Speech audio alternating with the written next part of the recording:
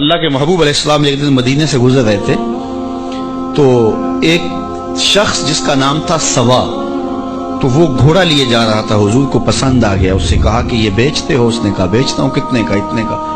کہا کہ رکو میں اس کی قیمت لے کے آیا اور تمہیں دیتا ہوں۔ کسی نے اس کو رکے ہوئے دیکھا تو پوچھا یہاں کیوں کھڑے ہو؟ اس نے کہا مسلمانوں کے نبی سے اس گھوڑے کا سودا ہو گیا ہے، تو وہ قیمت لینے گئے۔ اس نے کہا مجھے زیادہ پیسوں سے دے دو، تو اس نے کہا میں تو یار سودا کر چکا ہوں۔ اس نے کہا کہ کوئی گواہ تھا؟ کہا نہیں۔ کہا مکر جانا۔ اس کو پیسوں کی لالچ آ گئی، اس نے کہا ٹھیک ہے۔ حضور اتنے میں قیمت لے کے پہنچ گئے، تو اس نے کہا میں نے تو آپ سے سودا کوئی نہیں کیا۔ حضور نے کہا ابھی تو سودا ہوا ہے۔ وہ کہنے لگا میں نے سودا کوئی نہیں کیا۔ لوگ بھی اکٹھے ہونے لگے، ہجوم بن گیا۔ اب حضور کہے میں نے گھوڑا خریدا ہے، وہ کہے میں نے بیچا نہیں۔ اب جب لوگوں کا ہجوم بنا تو لوگوں کے ہجوم کا بھی ایک پریشر ہوتا ہے، تو اس نے کہا کہ اگر بات لوگوں پہ چلی گئی تو صادق بھی یہ ہیں، امین بھی یہ ہیں، تو لوگ تو انہیں سچا کہیں گے۔ اس نے کہا اچھا آپ مجھے یہ بتائیں کہ جب دو آدمیوں کے مابین یوں نزاع بن جائے تو اس میں تصفیہ کی صورت کیا ہوتی ہے آپ کی شریعت میں؟ تو حضور نے فرمایا میری شریعت تو کہتی ہے کہ جو مدعی ہے وہ گواہ لائے، والیمین علی من انکر، جو انکار کرتا ہے وہ قسم دے دے۔ اس نے کہا پھر ٹھیک ہے، آپ کا دعویٰ ہے کہ آپ نے گھوڑا خریدا ہے تو پھر آپ گواہ دیں، اور اگر آپ کے پاس گواہ نہیں ہے تو پھر میں قسم دے دیتا ہوں۔ جھوٹ اس نے پہلے بول لیا تھا، قسم دینا اس کے لیے مشکل نہیں تھا، اس کو یہ بھی پتا تھا گواہ کوئی نہیں۔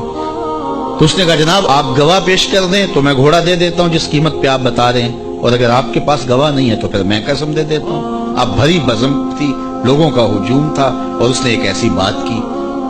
قبل اس سے کہ کچھ دیر گزرتی، حضرت حذیفہ بن یمان الانصاری رضی اللہ تعالیٰ عنہ آگے بڑھے اور کہا کہ گواہی مانگتا ہے؟ اس نے کہا جی میں گواہی مانگتا ہوں۔ تو کہا میں گواہی دیتا ہوں، جتنے میں حضور نے بتایا اتنے میں سودا ہوا ہے اور حضور نے گھوڑا خریدا ہے۔ اس نے کہا جی ٹھیک ہے میرا مطالبہ پورا ہو گیا، گواہی چاہیے تھی، درکار تھی، گواہی مل گئی۔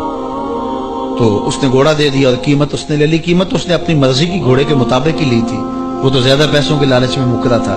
تو خیر اس کو راستہ نکلنے کا مل گیا، لوگ ہٹنے لگے تو حضور نے حضرت تعالیٰ عنہ کو اشارے سے قریب کیا اور کہا کہ تم نے گواہی دی، تم تو موقع پہ موجود ہی نہیں تھے، تو تم نے گواہی کیسے دی؟ تو حضرت حذیفہ رضی اللہ تعالیٰ عنہ نے کہا حضور گھوڑا کیا ہے، آپ کے کہنے پہ تو ہم نے رب کی گواہی دے دی، ہم نے رب کو دیکھا تھا، آپ نے کہا نہ ہے تو ہم نے مان لیا، تو یہ گھوڑا کیا ہوتا ہے؟ تو حضور نے حضرت حذیفہ کا ہاتھ پکڑ کے فضا میں بلند کیا اور لوگوں کو کہا جانے والوں رک جاؤ۔ لوگ ٹھہر گئے۔ کہا کسی عدالت کچہری میں گواہ کی ضرورت ہو تو میری شریعت 2 گواہ مانگتی ہے، لیکن جہاں میرا خزیمہ ہوگا، ہاں حذیفہ نہیں، خزیمہ بن ثابت انصاری رضی اللہ عنہ، جہاں میرا خزیمہ ہوگا وہاں ایک ہی گواہی 2 کے قائم مقام ہوگا۔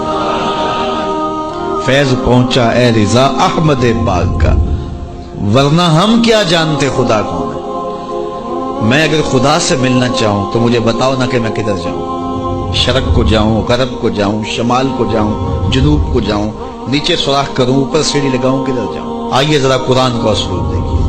وَإِذَا سَأَلَكَ عِبَادِي أَنِّي فَإِنِّي قَرِيبٌ، حبیب میرے بندے تیرے پاس آ کے میرا پوچھتے ہیں، بندے میرے ہیں، مجھے ڈھونڈتے ڈھونڈتے تیرے پاس آ گئے اور تیرے پاس آ کے پھر میرا پوچھنے لگے۔ فَإِنِّي قَرِيبٌ، ان آنے والوں کو بتلا دیجئے کہ میں دور نہیں ہوں، نیڑے ہی۔ فاتاقیبیہ کے بعد علماء تفسیر نے لکھا کہ کل مقدر ہے، یہاں کل ماننا پڑے گا۔ فَإِنِّي قَرِيبٌ اے فَقُلْ إِنِّي قَرِيبٌ، ان کو کہہ دیجئے کہ وہ دور نہیں، آگے ہو تو مل جائے گا۔ یہ ہے ترجمہ کل کے مقدر ماننے سے۔ لیکن صوفیہ فرماتے ہیں کل کو مقدر ماننے کی ضرورت ہی کیا ہے، بات ہی سیدھی ہے۔ حبیب میرے بندے مجھے ڈھونڈتے ڈھونڈتے تیرے تک آ گئے، تو محبوب جب تیرے تک آ گئے میں پھر بھی دور ہوں۔ میرے بندے جب مجھے ڈھونڈتے ڈھونڈتے تیرے تک جو آ گئے تو محبوب تیرے تک آگے ہیں تو میرے تک آگے۔